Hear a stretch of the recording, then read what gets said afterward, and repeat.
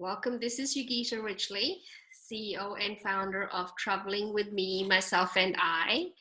And today we have a beautiful lady who is joining us to share her solo travel stories with us. Welcome, Trina. How are you? I'm doing fabulous. Thank you for having me.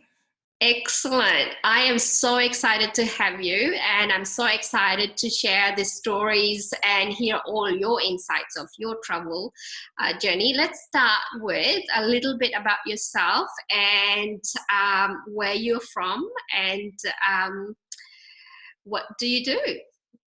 Oh, wow. So, as you said, I'm Trina L Martin. I am an author, a speaker, consultant, and a podcaster as well. I'm originally from Chicago, but I currently live in Houston, Texas now in the US. And just a quick story about me is I grew up in Chicago. I am the youngest of four children. I grew up with a verbally abusive mother who, all my life, she pretty much just tore down my self-esteem and my worth. I grew up having low self-esteem. So in return, I ended up becoming a driven type A person, I ended up being the first person in my family to go to college. And from there, that took me to join the military, and it took me around the world. And I've been to several different countries. I know how to speak several different languages. And I'm just here loving life. Excellent. Oh my God, that is so exciting to see the drive, like, and the passion in your voice. And that stubbornness, I share that stubbornness when somebody says that you can't do this. And if that, whatever that need of doing comes from a place of love, I love to prove them wrong. Now, my very first question for you is what got you started on your solo travel journey? Well, so growing up, my mother could never really afford for us to have a real vacation. And I ended up my first time going out of the country was when I joined the military. And when I did that, it just opened up a whole new world to me. I said, wow, I love this. I love traveling to different countries and meeting the different people and immersing myself in the different cultures. So I just became a world traveler, and I don't, of course, traveling with someone, it's great to do, but I'm single. I'm a single mother, and for work and business, I travel a lot alone. But then I also got into the habit of traveling alone just for myself. And honestly, I find that a lot of people are afraid to do that because they think, oh my God, how can you do that by yourself? But I actually find a lot of peace in that because then I'm on nobody's timetable. I can travel wherever I want to go and do the things that I want to do. And I find that very rewarding because if I want to go to a museum or just walk around a city, I can do that. Or if I just want to stay in a hotel and just relax and read a book, I can do that. And I'm not under any kind of constraints or stress to please anyone else. Exactly.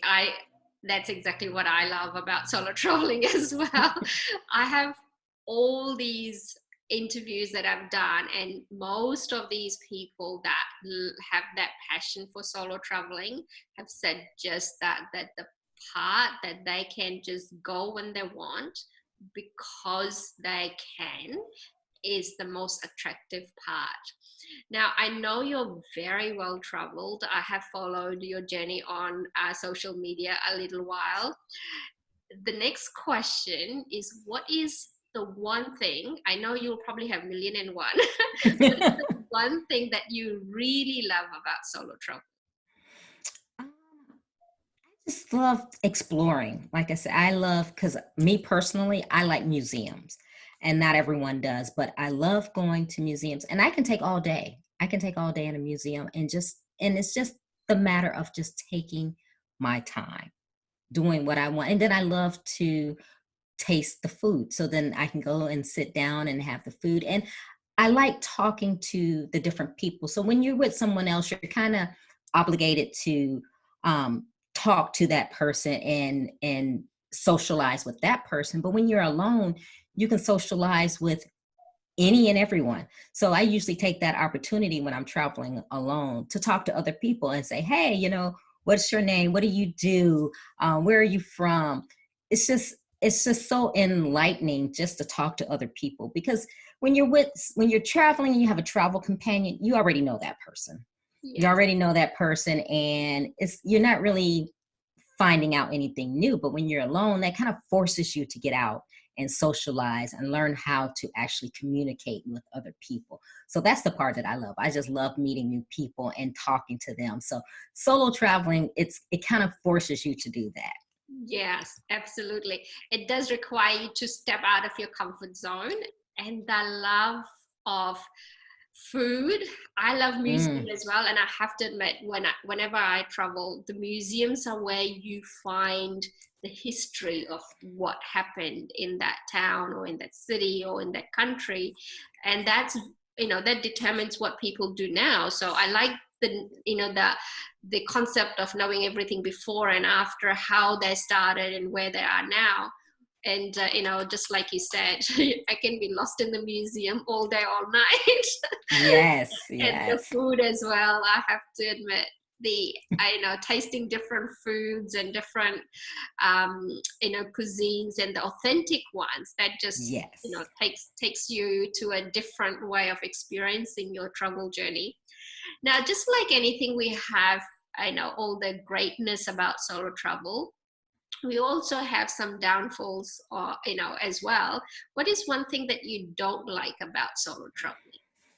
Um, I don't like the fact, kind of conversely to everything that I've been saying, is even though I love traveling solo, sometimes you do want a travel companion.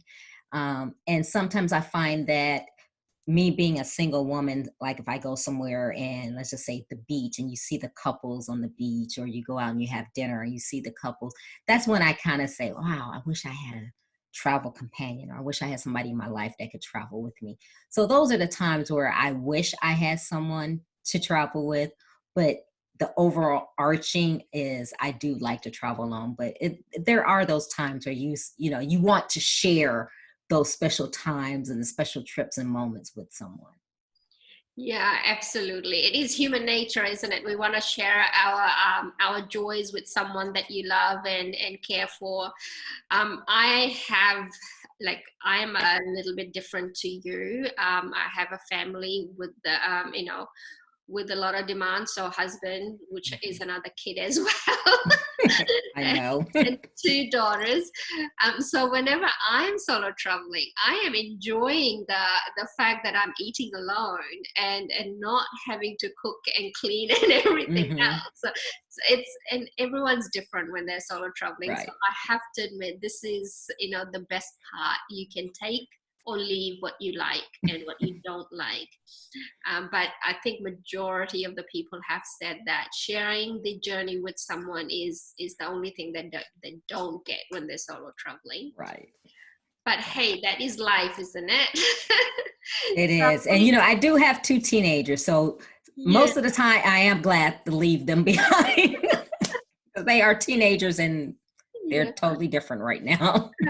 Absolutely, absolutely. That they're testing their boundaries on how they can be the best version of themselves. And of course, you being Yes. this amazing mother, I'm sure you're, guiding them in the right direction of all your knowledge and wisdom, which Yes. I had followed your journey with your Italy trip recently. Hmm. And of course, as beautiful as that as journey was, I have to ask you this question: what is one trouble or even encounter or experience that you've heard in your life with your solo traveling journey that has changed you as a person, that has moved you as a person, and that experience has always stuck with you as a memory for life, so to speak?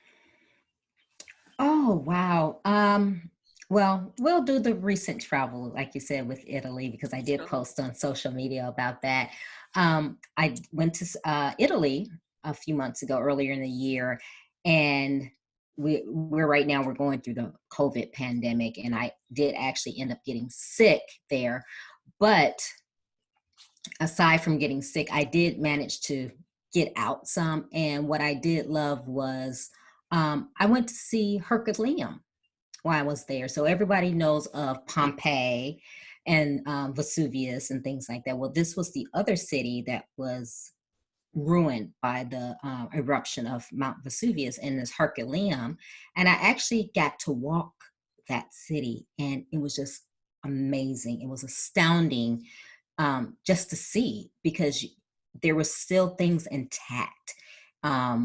Like the floor, the mosaics on the floor, the murals on the wall that were still intact that you could see and touch. And that was something that I couldn't believe, just walking through at the time, that I was actually in history. It was just amazing. And it's something that I will never, ever forget. It's something that, if it's not preserved, people later on won't be able to see it and appreciate it.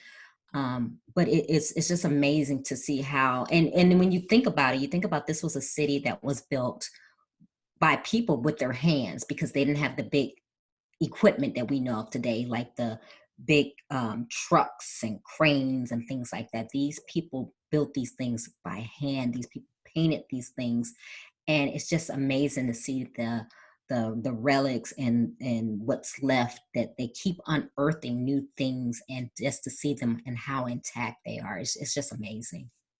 Yeah, the history does do that to you, isn't it? It's said Yes. that sometimes we visit places that has been damaged by earthquakes or damaged by nature or even humans. But when you go back to places like that and you see the history still exist, and you really pray that they will keep that there, so the children and the grandchildren and the future generations get to enjoy it and appreciate it like we were privileged to. And that's the best part of solo traveling, is getting to learn the history and share it with our stories and our videos and our blogs and so forth.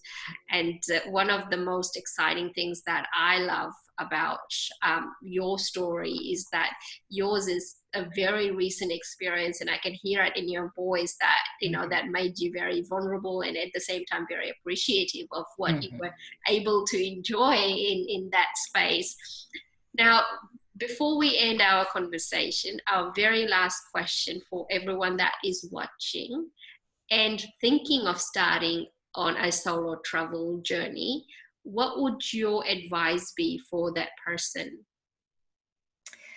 My advice would be to do it, just to step out of your comfort zone, because so many people, and this is one of the things that in life I said I never want to have any kind of regrets of, I should have done this, I could have done that. And solo traveling, although you may think it's scary and you may be apprehensive about doing it, do it, because it's like nothing else. If you do it, and just go and get a hotel room and you sit by a beach, or you just read a book, it gives you time to find yourself, have a little peace of mind. Just step out of your comfort zone. It's okay. Nobody's going to think anything about you. I know we all have that fear that if we go somewhere alone, people are going to wonder, what's wrong with us? Are we okay? Or do we have friends? And why are we traveling alone? But Yeah. believe me, no one is even thinking about you like that. And you'll enjoy it. So you just have to get out and do it. Just step out of your comfort zone and do it. Absolutely, yes. The best thing you can do for yourself is really just take that first step. You don't have to take a huge step. And I love the way you said that, it doesn't matter what other people think. It is all about you. And once you take that first step and step out of your comfort zone, it does help in your reflecting to find who you are, having time to yourself and just allowing yourself to be you. Because all of us, like we just talked about today, is we are mothers and we have businesses, we have children, we wear so many different hats. So when you solo travel, to allow yourself to just be you and take all those hats off, and just breathe. It's a different level of experience that just allows us to really appreciate being a woman and allowing that space of enjoying life in general, isn't it? I Yes. have with the stories that I have seen you post and videos that you have shared, I have learned one thing from you, which has been just don't let the fear dictate, but keep that fear there just for your safety. So thank you Yes. for that. That has been amazing. Any last messages you would like to leave with anyone that is thinking of solo traveling or has just started to solo travel? Just enjoy the journey. Get out, do it, and enjoy it. Perfect. Excellent. That is the best message you can give anybody, really, isn't it? Thank you so much for your time. I really appreciate your sharing your insights with me. And we will see you soon. Thank Thank you. you for having me. You're very welcome. Bye for now. Bye-bye.